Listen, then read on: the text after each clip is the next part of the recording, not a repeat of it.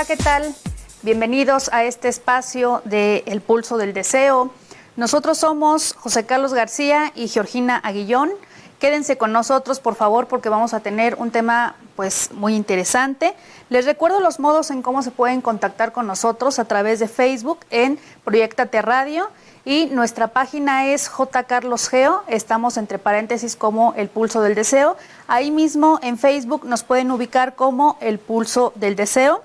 En Instagram también ya ahora tenemos cuenta de Instagram, estamos como @El Pulso del Deseo. Y les recuerdo también nuestro chat en vivo, que es el teléfono 7258-5856, y nuestro WhatsApp es el 55 40 32 99 63. Pues el día de hoy vamos a hablarles acerca de José Luis Calva Cepeda, también conocido como el caníbal de la Guerrero o el poeta caníbal. Ahorita les vamos a contar un poquito de su historia, a qué se refiere el mote. Pues vamos a dar inicio con los dos libros que les traemos para recomendarles.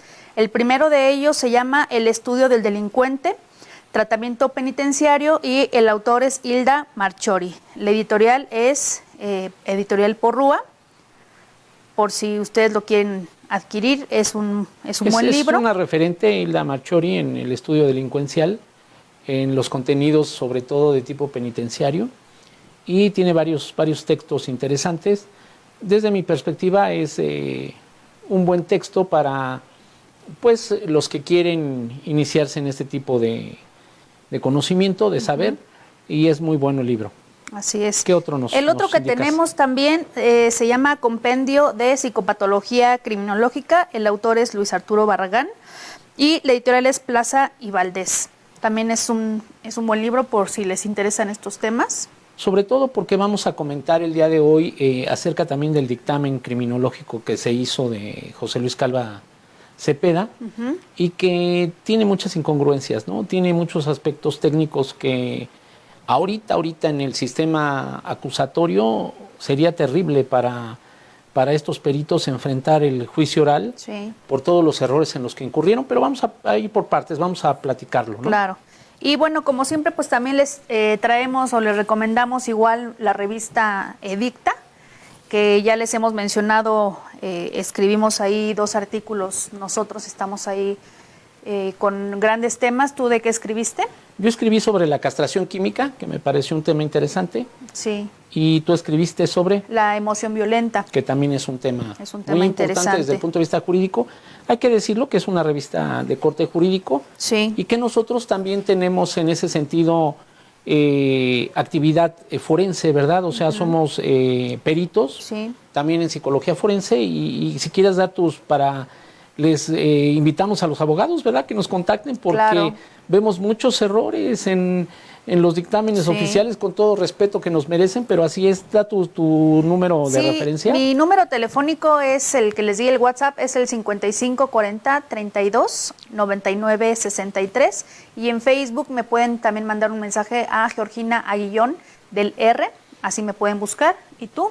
Yo les doy mi número de celular, que es el 55 22 15 59 29. Okay. Invitamos a los abogados que nos contacten, ¿verdad? Claro. Porque ahora se necesita mucha asesoría en todos los ámbitos periciales, pero sobre todo en el ámbito psicológico vemos muchas inconsistencias, y que ha costado por eso mucho trabajo el adaptarse los peritos al nuevo sistema acusatorio, sí, o a los juicios orales, ¿no? Así es. ¿Qué te parece si empezamos con el tema de hoy? Con José Luis Calva Cepeda, el mal llamado caníbal de la Guerrero. Y digo mal llamado porque ni siquiera nos constaba que fuera un caníbal, no, que eso es lo primero que tendríamos que decir. De la Guerrero, para las personas que nos escuchan, que nos ven desde el extranjero, o sea, hay que decir lo que es una colonia, es un barrio. Así para aquellos en Latinoamérica que nos ven, es un barrio, y por eso se le denominó de la Guerrero, ¿no? Porque las circunstancias y los hechos se dieron en este lugar de la colonia Guerrero, ¿no?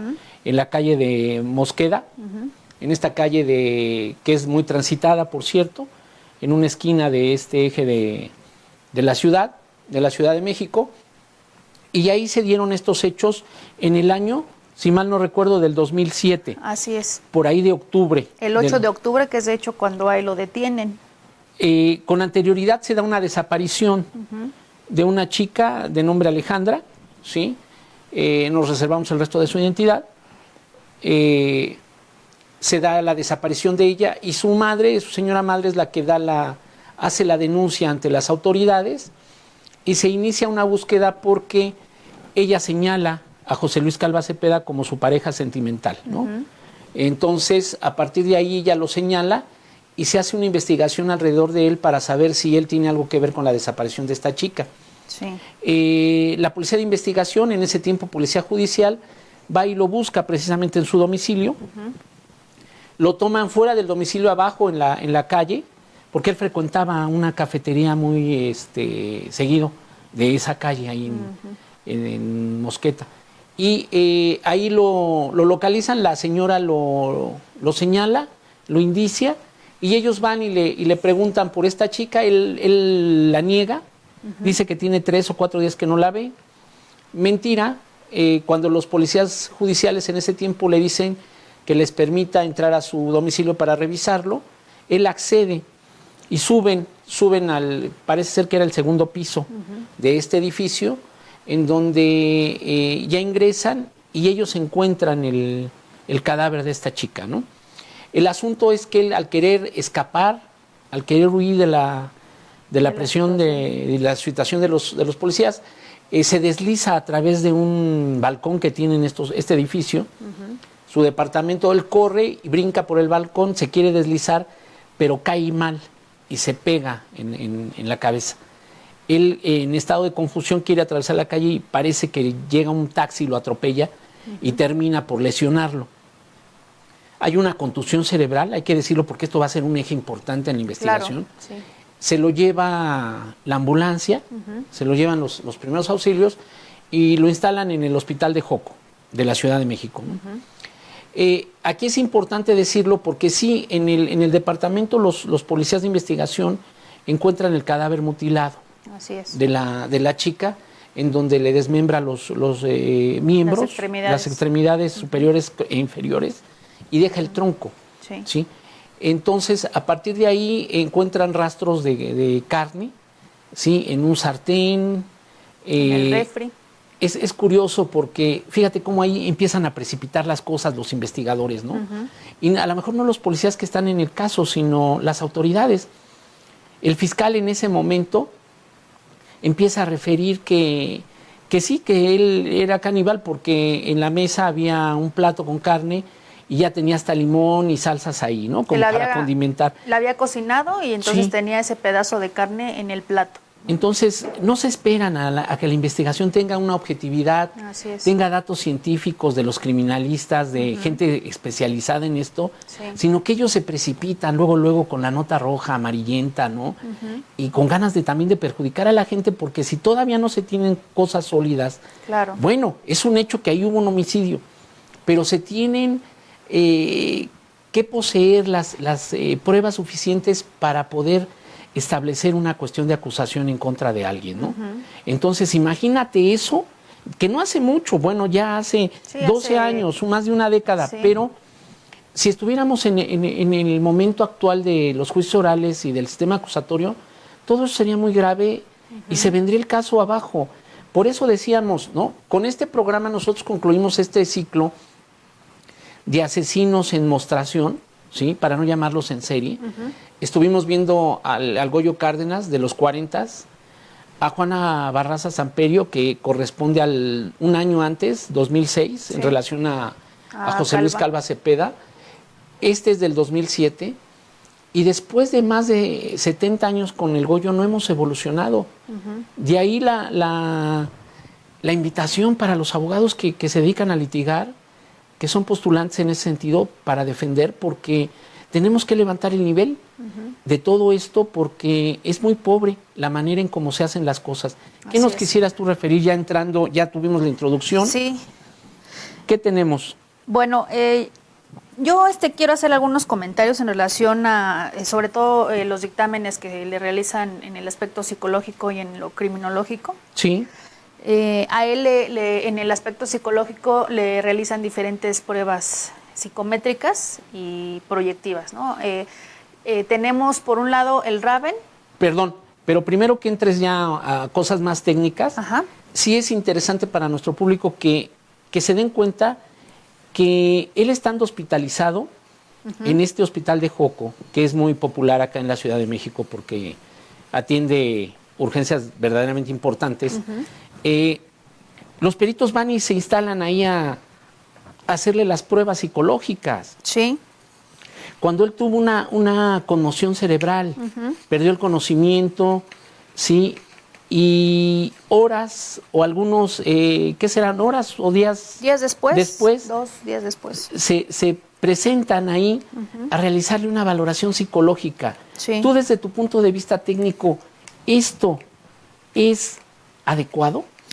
Pues no es lo correcto ni adecuado, porque si la persona no está en condiciones físicas para llevar a cabo de manera adecuada la valoración, pues entonces ya pierde una validez y objetividad la confiabilidad, prueba, ¿no? los resultados. Que en psicología son dos aspectos muy importantes, la validez Así es. y la confiabilidad. Ahora, es muy común que en todos los hospitales, los que están ingresados, los pacientes, pues suelen tener sondas ahí de que les pasan líquidos, de que les pasan una serie de medicamentos y demás, ¿no? Sí. Que seguramente era el caso de él.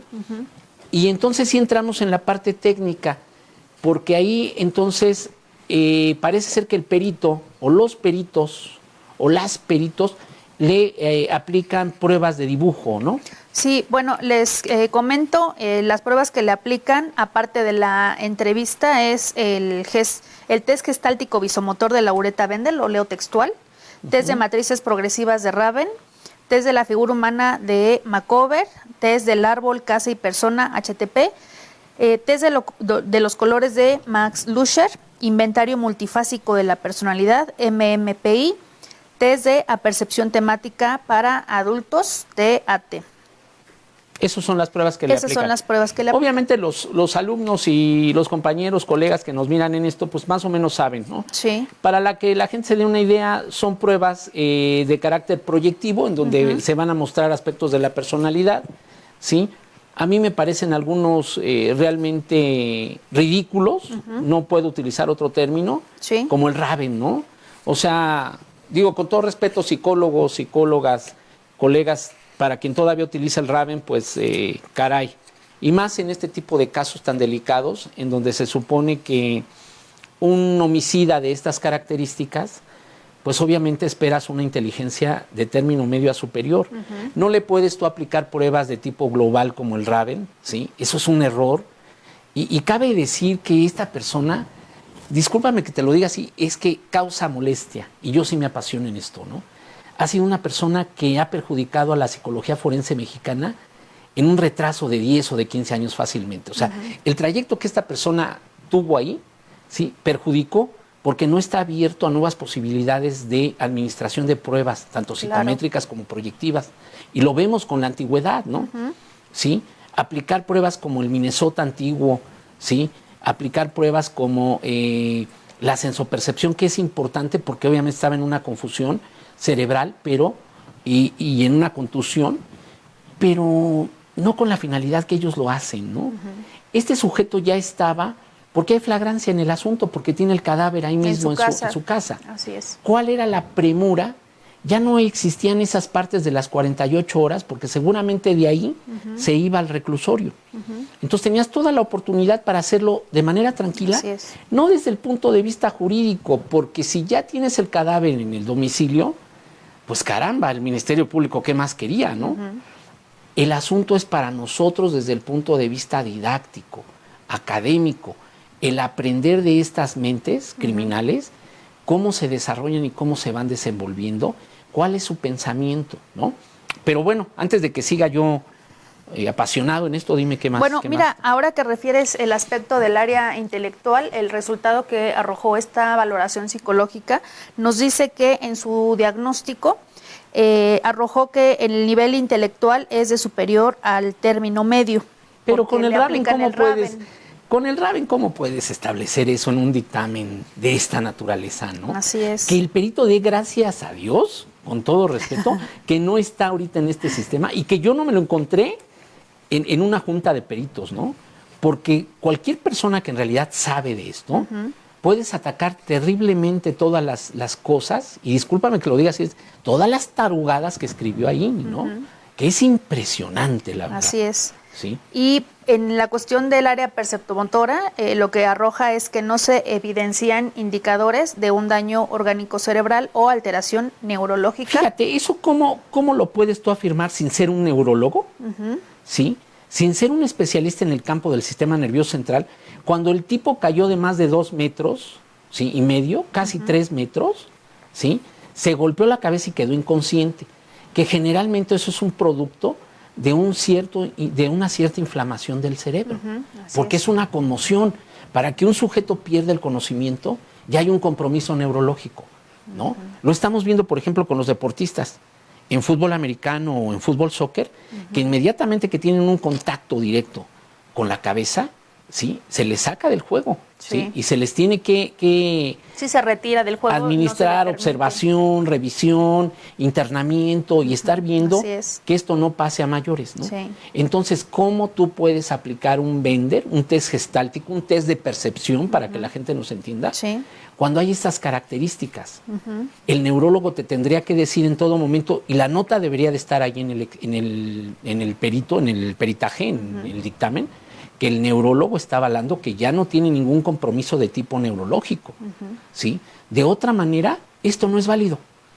Esto no es válido, ¿sí? Pero vamos a seguir porque si no nos va a alcanzar el tiempo. Seguimos con la cuestión de los rasgos y la dinámica de personalidad, que bueno, aquí ahora, refiere fíjate, cosas. Ponen eso en este tipo de dictámenes de rasgos y dinámica de personalidad. Tú estás utilizando una teoría y una técnica psicodinámica, porque para que utilices eso tienes que entrar en las teorías psicoanalíticas. Así es. De cómo la energía se pasa alrededor de la conducta del sujeto, ¿no? Y entonces tendrías que explicar de una manera psicoanalítica, ¿sí?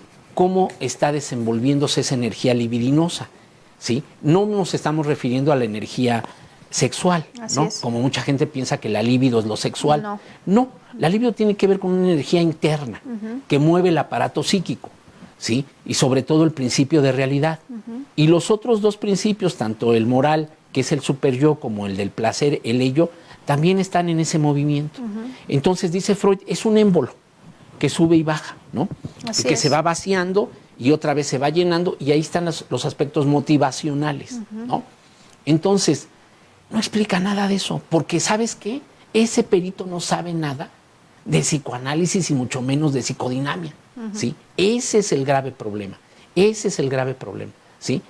Porque ahí en ese sentido hace un catálogo en cuanto a como si ya estuviera establecido, más o menos como lo vimos en el caso de Juana Barraza, que dicen lo mismo, ¿no? El discurso sigue siendo el mismo, donde nos refiere que hay baja capacidad y control de los impulsos. Eso ya lo sabemos. Imagínense encontrar en un departamento de ese sujeto una persona desmembrada y que cometió un asesinato. Pues por supuesto que es un sujeto que tiene un problema serio, pero no desglosarlo de esa manera. Porque finalmente, si ellos lo que quieren es resolverle la vida al Ministerio Público en la investigación, o al juez para que lo sentencie, pues estamos mal los psicólogos forenses, porque ese no es nuestro trabajo. No es la función, ¿no? ¿Sí? Nuestro trabajo sería un aspecto descriptivo de lo que tú estás encontrando realmente y que no tenga que ver de alguna manera precisa para empinarlo o empujarlo en el proceso jurídico. Claro. ¿Sí? Ese es el problema de no tener a los peritos separados de la institución ministerial. Ojo, nueva procuradora, ¿no? Ernestina Godoy. ¿Sí? Es un llamado para pensar y repensar que el perito debe de estar en una institución completamente independiente a la Procuración de Justicia. ¿Sí? En el sentido estricto de estar en el mismo escritorio o en el mismo edificio, ¿sí? Conviviendo con la representación social. ¿Por qué? Porque el trabajo del perito es un trabajo completamente neutro. Eso se supone que debería de ser. No, se supone que es el deber ser, ¿sí? No debería de ser, no, es el deber ser, ¿sí? Porque así lo debe de marcar la ley. Una cosa es que tú seas auxiliar del Ministerio Público, como lo es Policía de Investigación, y otra cosa es que tú le quieras facilitar y sombrerear el trabajo al Ministerio Público, como es el caso de estos peritos. Que así lo hacen, ¿sí? ¿no? Y que lo hemos visto también con Juana Barraza, ¿sí? Entonces, aquí no le estamos quitando responsabilidad a los sujeto, actores, no. al sujeto, al activo, como dicen los abogados, ¿no? No. Es que eso es resolución del sistema de justicia, de los jueces y de los operadores de ese sistema, ¿no? No cuestión de los peritos. El perito únicamente está destinado a dar una opinión técnica, profesional y ética, ¿sí? No estar argumentando cosas que no son y que vienen a complicar todas las cosas, y en este caso no sé, como que a mostrar una balanza en la cuestión de la justicia, ¿no? Y que se vaya de un lado cuando esto debe de ser equitativo. ¿Qué más tienes? Por todo lo que nos refiere, ¿no? O sea, básicamente este es el rubro de los rasgos y la dinámica de personalidad, que es prácticamente es lo mismo y lo mismo y lo mismo. No hay un cambio que sea diferente entre un caso y el otro, ¿no? Vemos que dicen cosas muy, muy similares entre una persona y la otra, ¿no? Es prácticamente lo mismo. Y bueno, son bastantes hojas que a veces es como redundante lo que refieren, ¿no? Que es una persona que es homosexual. Que... Fíjate, por ejemplo, eso. ¿Qué tendría que ver la orientación sexual de una persona para estarlo haciendo como un hincapié en que esto tiene que ver? Fíjense cómo van surgiendo cosas a través de estas investigaciones, y que cuando no son lo suficientemente objetivas, científicas, neutrales, se complica. A mí hubo una persona cercana que cuando yo edité mi libro, ¿sí? Me comentó algo, ya ves que mi libro habla acerca de homicidios inmotivados, ¿no? Y en algún momento, si tendríamos que publicar algo de Calva Cepeda, sería importante, ¿no? Porque a mí me parece el mal manejo de las circunstancias. Sí era un personaje que sí tenía algún tipo de desequilibrio mental, emocional, o sea, eso no lo podemos negar, sí, pero todo habría que tomarlo con cierta precaución, con cierta calma, ¿no? Sucede que él tenía ciertas adicciones y sus características de personalidad pues eran de un hombre, entre comillas, dijéramos lo extraño, por su manera de percibir la vida, ¿sí? Le gustaban las cosas de tipo oculto, de tipo misterioso, de tipo extraño, pero no porque tú tengas en tu casa, ¿verdad?, en tu departamento, un video de Aníbal Lecter, pues eso es de hace caníbal, ¿sí? Creo que es una película que tuvo muchísimo éxito. No, si yo les contara mis películas, Anthony Hopkins, ¿cómo me calificarían? Anthony Hopkins era un ídolo para él en ese sentido, un actorazo, ¿no? Y creo que fue una película que causó un impacto importante en sus series que tuvo. No fue una, fueron varias películas. Creo que fueron tres capítulos de Aníbal Lecter, ¿sí? Y que atrapa a la gente, precisamente por lo que el ser humano pudiera llegar a presentar como conductas, ¿no? Pero a lo que yo voy es cómo te atreves tú a consolidar en un dictamen aspectos que tienen que ver con esa vida. Por ejemplo, él al parecer no era homosexual, porque esta persona me lo comenta a mí. Él tenía una tendencia bisexual, es decir, solía tener relaciones tanto con mujeres como con hombres, y cuando él se encontraba en estados alterados de la conciencia por la droga, tenía como que una tendencia más hacia tener relaciones con gente de su mismo sexo. Alguien por ahí dice que él está con la chica, ¿sí?, en el departamento. Él está en un estado de adicción, de drogadicción, ¿sí?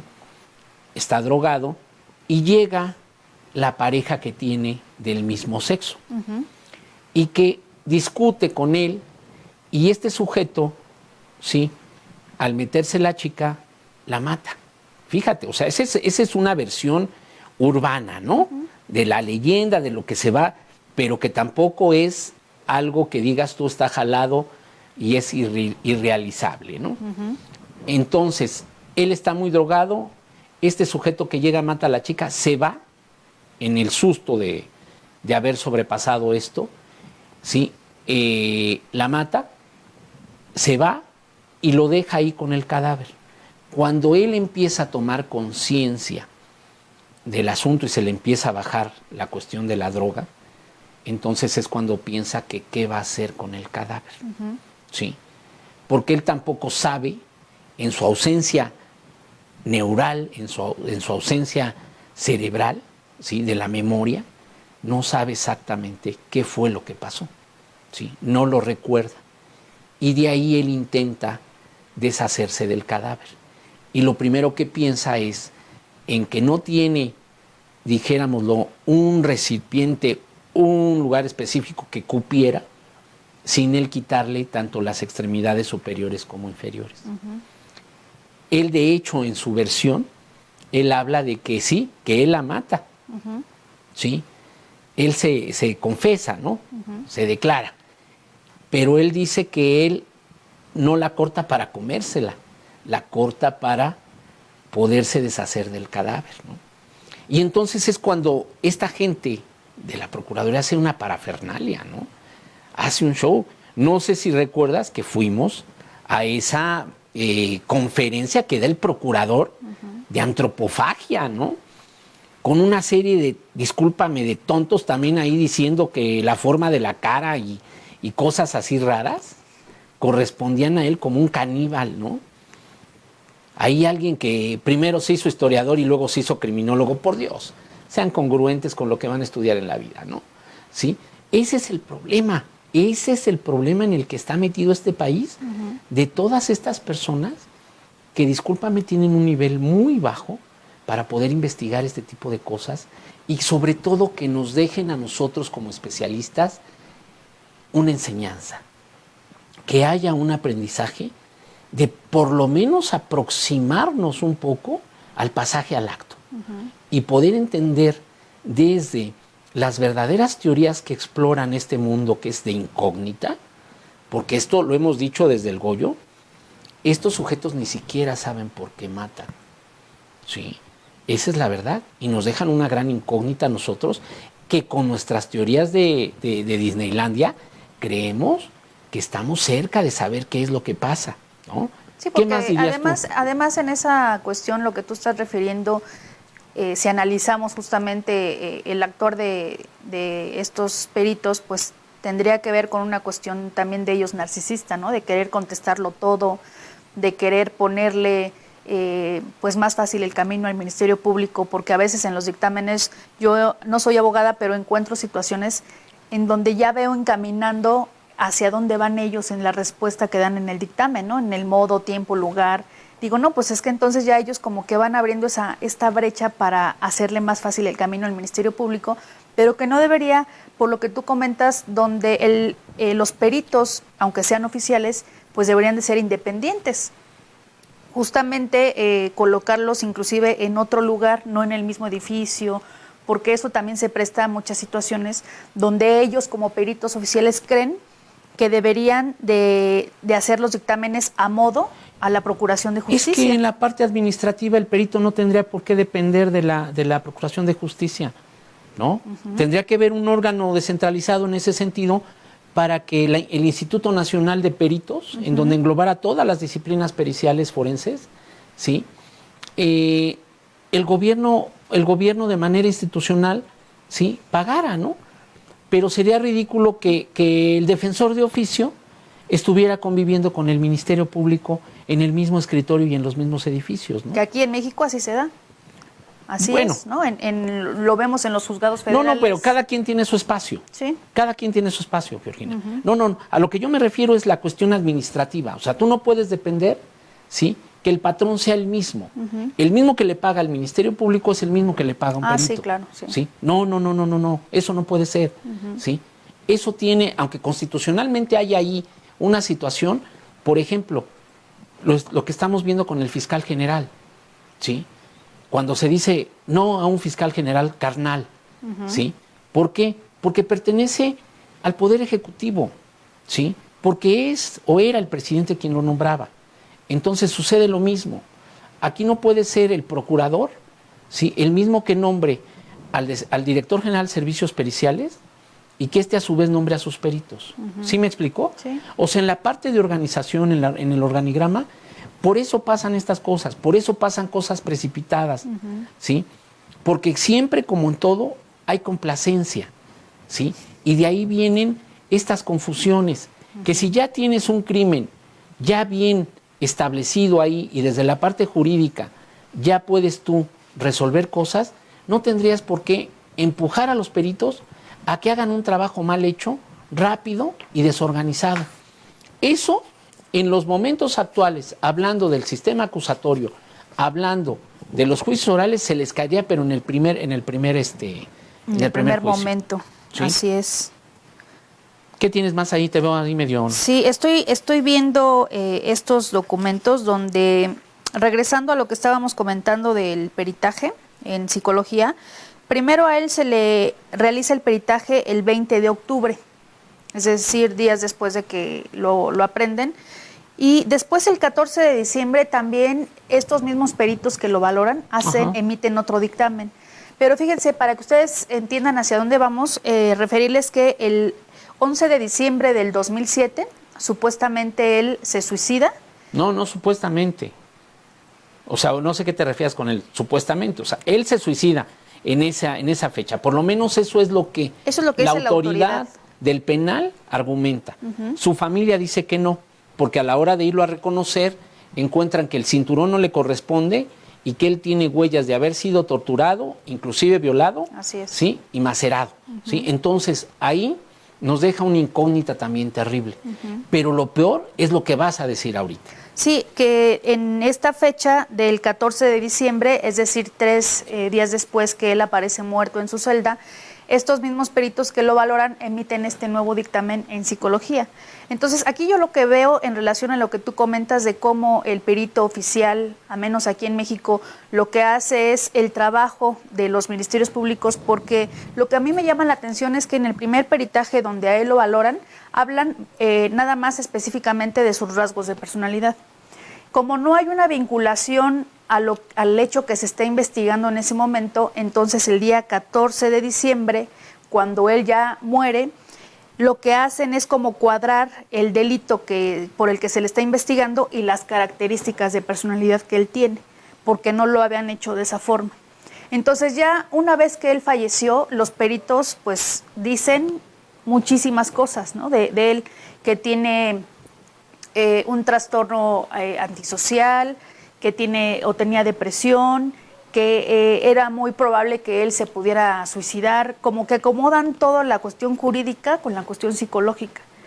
Y eso de alguna forma es como para justificar lo que el Ministerio Público como que va investigando o va trabajando. Porque hay que decirlo, ¿no? Él también es acusado de alguna manera o sospechoso de haber cometido otros delitos también en donde involucran asesinatos de mujeres que en apariencia también se les cortaron las extremidades y que aparecieron en lugares como el Estado de México, ¿sí? Y que también se le relacionaba con ello, ¿sí? Pero que no se le pudieron, de alguna manera, no se le pudieron comprobar, no se le pudieron imputar, ¿sí? De manera objetiva, de manera científica, y entonces nada más se decía que él había participado en en esos otros delitos, ¿no? Entonces, aquí es como para cerrar un capítulo también, ¿sí? Que lo estamos viendo con nuestro actual sistema en el caso de Juan Carlos y de Patricia, ¿no? Los asesinos de Ecatepec, que en ese sentido, pues ellos en su argumentación dicen que han matado a más de 20 personas, ¿no? Mujeres, pero en realidad la Procuraduría no les ha podido demostrar más que en el caso de una de ellas y el caso de otra, que es la que ellos más dicen en su declaración y están refiriendo, ¿no? A lo que nosotros vamos es que obviamente no es una defensa, no, para nada. Es una situación de crítica sana hacia los elementos de procuración de justicia y administración de justicia que no hicieron bien las cosas, ¿sí? Que esto, cuando tú lees el dictamen en criminología, caramba, ¿no? La señora hace una tesis del pozole en México, ¿no? Y que si los antiguos aztecas consumían la carne humana en el pozole, ¿no? Y tú dices, bueno, eso, señora, con todo respeto, usted como perito en criminología, ¿qué tiene que ver con el caso de José Luis Calva Cepeda? Porque además, lo que tú estás diciendo, en la casa donde a él encuentran el cuerpo y donde él vivía, efectivamente encontraron partes humanas cocidas, ¿no? Cocinadas. Sin embargo, como él tiene este accidente y lo que padece, no le pueden hacer un análisis para verificar científicamente que él haya consumido la carne humana. Sí, necesitaba un lavado gástrico, ¿no? Cuando para se le ver restos. pregunta de manera directa si él comió o ingirió la carne, pues él lo que refiere es que de manera consciente o sin estar drogado no lo hizo. Él no se acuerda o no refiere que se acuerde porque precisamente él consume drogas. Entonces dice, quizá en mi estado inconsciente, pero él no refiere acordarse y en ningún momento él acepta esta situación. Científicamente no hay nada que lo compruebe. Entonces, en relación a lo que tú dices, la perito en criminología está aseverando que él comió la carne humana y a partir de ahí hace toda una cuestión teórica en referencia a la antropofagia, que hay alguien que nos pregunta si nos pudieras decir qué es la antropofagia. Bueno, viene del ¿qué es el griego? Antros, ¿no? Que tiene que ver con hombre, con humano, ¿sí? Como la antropología, que es el estudio del humano, ¿no? Sí. Y la fagia, fajos, que tiene que ver también con el griego, que tendría que ser el tragar, el deglutir, el comer, o sea, el comer humano, ¿sí? Ahora, una cosa a lo mejor sería, por ejemplo, hablar de antropofagia que tiene que ser como obligada para que sobrevivas, como en el caso de los sobrevivientes de los Andes, ¿no? ¿Qué es otra situación? Que ahí no pudiera decir, ay, son caníbales, ¿no? No son caníbales, o sea, sino la situación de vida y de supervivencia los hace consumir la carne humana, ¿no? Entonces hay antropofagia. Fíjate desde ahí cómo confunde en aquel entonces ese procurador de justicia, ¿no? Que confunde entre la antropofagia, el canibalismo. El canibalismo es todo un ritual que tiene que ver con la antropología y con las etnias muy antiguas, ¿no? Y que de alguna manera es uno de los 3 crímenes universales más condenados. Está el canibalismo, el parricidio y el incesto, ¿no? Son los 3 crímenes que humanamente más se condenan, por así decirlo, universalmente. Entonces, toda esa parafernalia que hacen alrededor de los medios, alrededor de los pseudo especialistas en esto, viene a contribuir al salvajismo dentro de la reclusión, ¿sí? Porque imagínate que de repente alguien te dijera a ti, ignorante del tema, que dentro de tu estancia vas a tener a un caníbal. Claro. ¿Sí? Y entonces tú dices, pues de que antes de que me muerde y me quiera comer, pues mejor que se lo lleve la Santa Calaca, ¿no?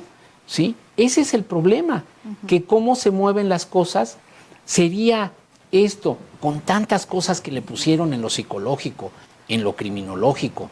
Lo mismo hicieron con el Gregorio Cárdenas, lo mismo hicieron con Juana Barraza, que estuvieran en cárceles normales, de mediana y baja seguridad, como lo son. Porque los que hemos entrado a esos penales a valorar a las personas, pues sabemos la complejidad en la que están, ¿sí? Ese penal, por ejemplo, hablando o reclusorio, como quieran llamarle, del Oriente, está hecho, que te gusta, para alrededor de 3,000, máximo 4,000 internos. Tiene una población de más de 11,000, ¿sí? Y a pesar de que muchos ahora dicen que con el nuevo sistema ha habido fuga ahí de presos que han salido, ¿no? Pues aún así siguen con una sobrepoblación. Es decir, hay estancias en donde los presos tienen 30 elementos, 40 elementos, y algunos tienen que dormir amarrados de pie, ¿sí? Y amarrados, pues, para no caerse, ¿no? Sí, y caer encima del otro. Los barrotes, ¿sí? Exactamente. Entonces, vemos mucha intervención de derechos humanos en cosas como ahora lo del huachicol, y rápido poniendo demandas en contra del ejército. Y las cárceles, señores, ¿dónde están los derechos humanos en las cárceles? ¿Sí? porque son delincuentes, sí, pero yo siempre me baso en esa premisa lacaniana, ¿no? Si el psicoanálisis realiza el crimen, no deshumaniza al criminal, ¿no? ¿Sí? Y hay gente que está ahí por delitos menores, ¿sí? Y está purgando condenas de 5, 6, 4 años, ¿no? Y es que fíjate que en relación a lo que comentas, a mí me parece algo paradójico. Eso yo lo relacionaría con la política criminal.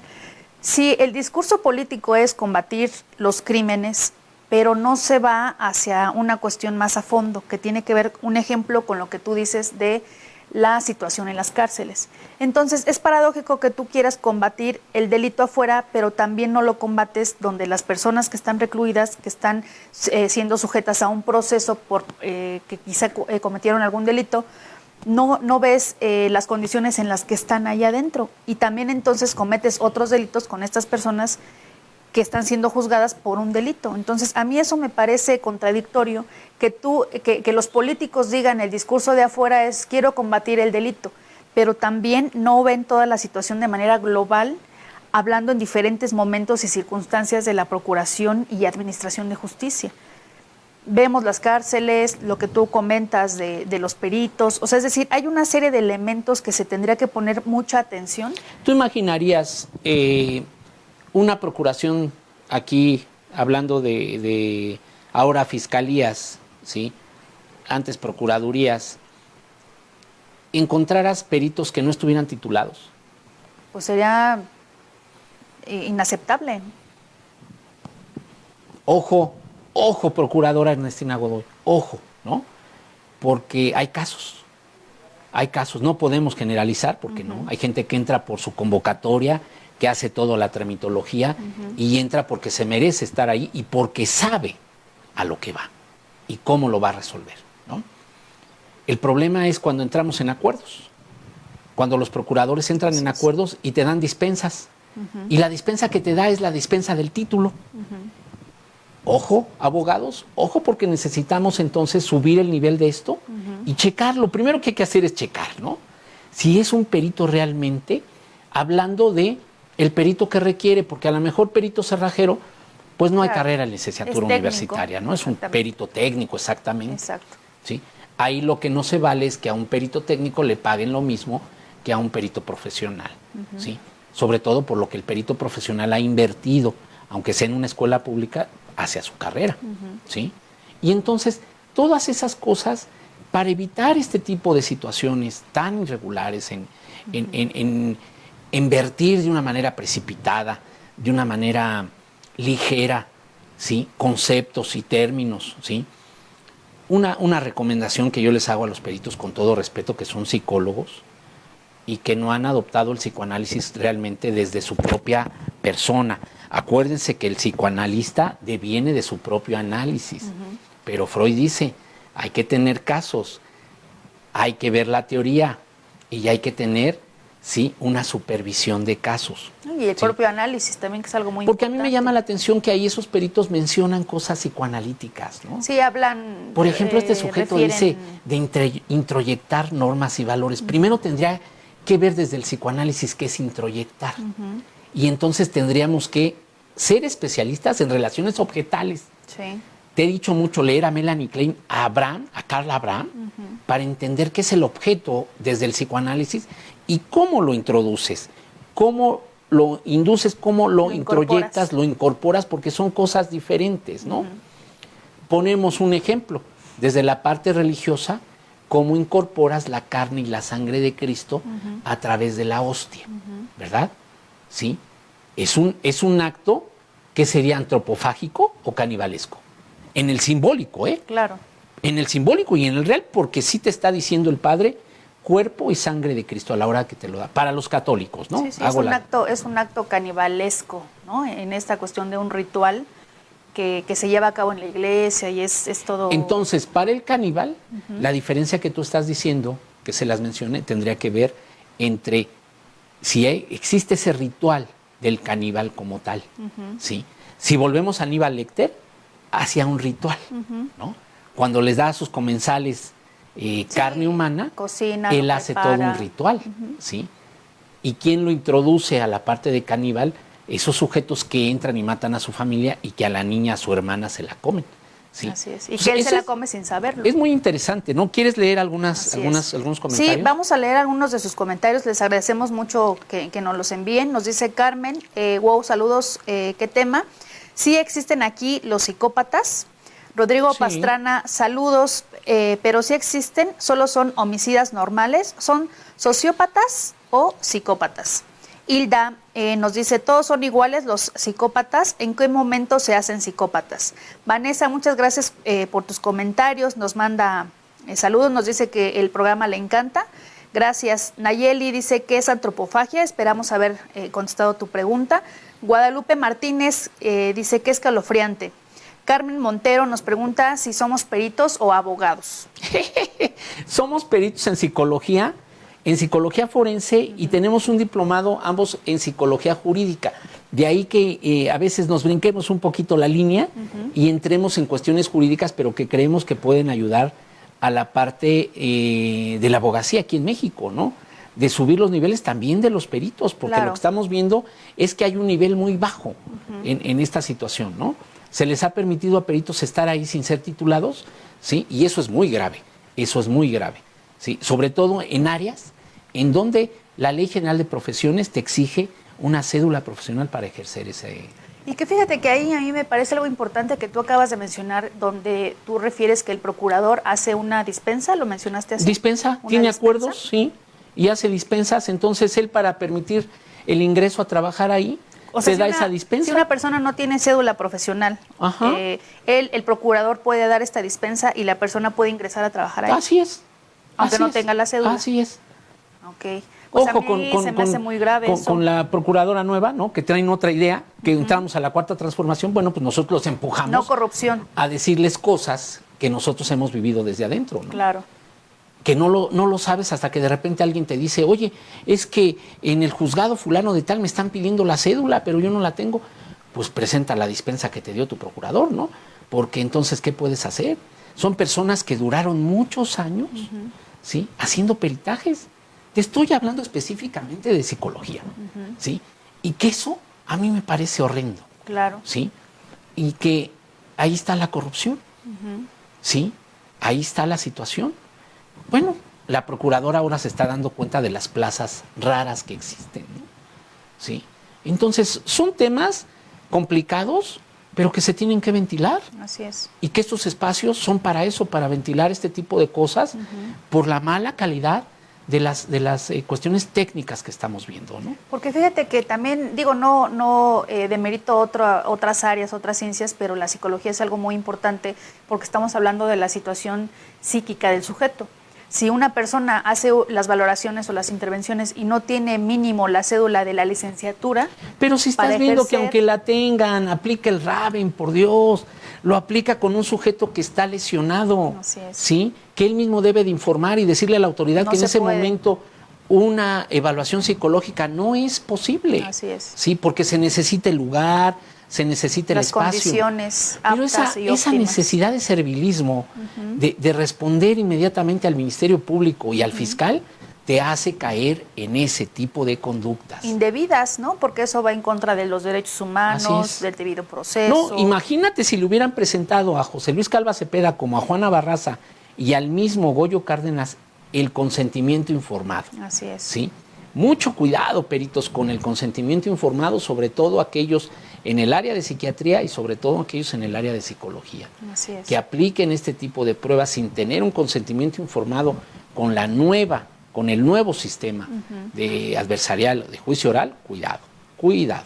Sí, eso es algo muy delicado, ¿no? Que se debe de siempre tomar en consideración cuestiones éticas y de bioética. Sí. Porque recordemos, nosotros siempre lo decimos en este espacio, nosotros somos peritos en psicología, de ninguna manera abogamos por estas personas que se les imputa algún tipo de delito. La ley tiene que cumplir con eso. No los estamos eximiendo de estos actos.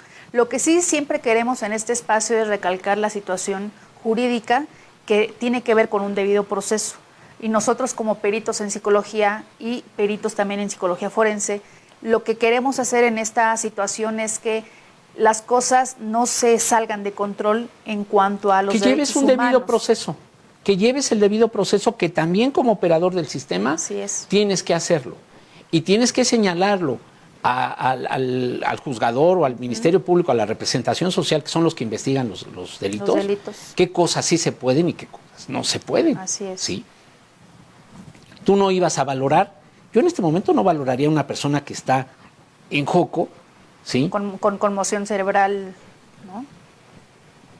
Y que le vas a poner pruebas psicológicas de resistencia como el Minnesota, ¿no? No, que además esa prueba, si ustedes la conocen, tiene más de 500 más de preguntas. 500 preguntas. Imagínense es desgastante, estar ahí, ¿no? Claro.